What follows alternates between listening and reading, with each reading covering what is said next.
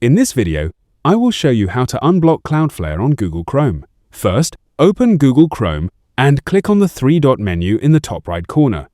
From the menu, select Settings. Next, click on Privacy and Security from the left-hand menu.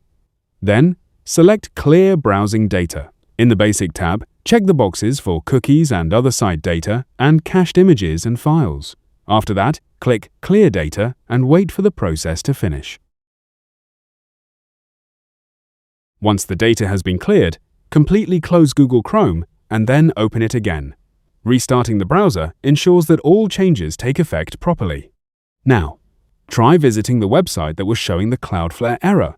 In many cases, clearing your browser's cookies and cache resolves the issue.